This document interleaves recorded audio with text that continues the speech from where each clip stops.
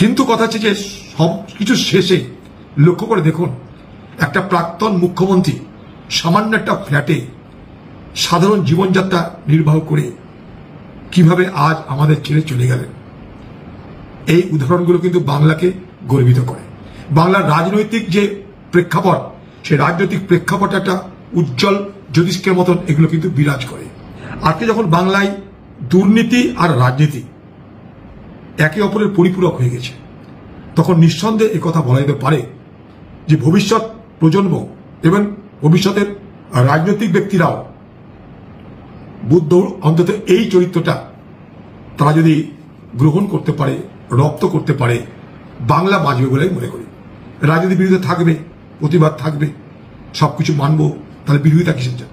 দেখুন, দীর্ঘদিন ধরে বাম জমানায় বাম শাসনের বিরোধিতা করে আমরা রাজনীতি করেছি। আমি কংগ্রেসের এমএলএ পদে দাঁড়িয়েছিলাম, হারিয়ে হেরেছি, কখনো জিতেছি, লোকসভায় জিতেছি।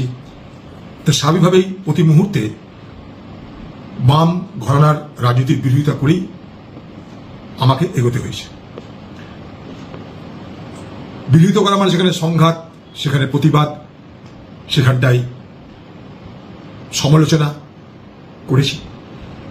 আমি বিধানসভায় 3 বছর এমএলএ ছিলাম পশ্চিমবঙ্গে, এই বাম আমলে, সেখানেও বিরোধিতা করেছি। তখন যদি জ্যোতিবাবু ছিল, তখনও বুদ্ধ পুলিশ মন্ত্রী ছিলেন, বিরোধিতা করেছি। সব শেষে, দিনের শেষে কিন্তু একটা কথা আমাকে স্বীকার করতে হবে, যেটা না স্বীকার করলে অন্যায় হবে।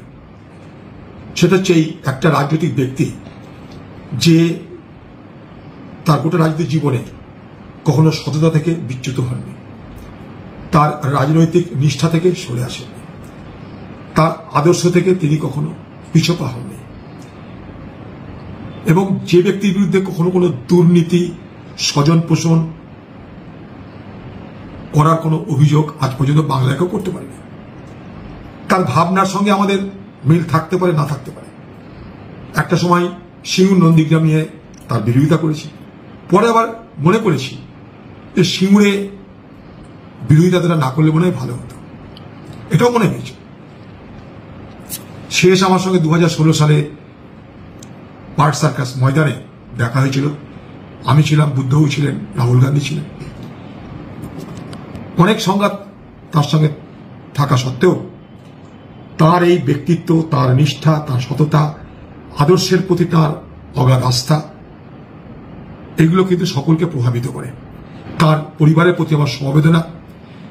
তিনি কমিউনিস্ট মতাদর্শে বিশ্বাস করতেন, তাই জানি না ভগবান বা আল্লাহ তাদের কাছে কোনো গুরুত্ব পেত কিনা, কিন্তু আমি ভগবানের কাছে, মহান আল্লাহ তাআলার কাছে তার জন্য আশীর্বাদ চাইব, দুয়া চাইব, তিনি যেন স্বর্গ লাভ করে, তিনি যেন জান্নাত লাভ করে।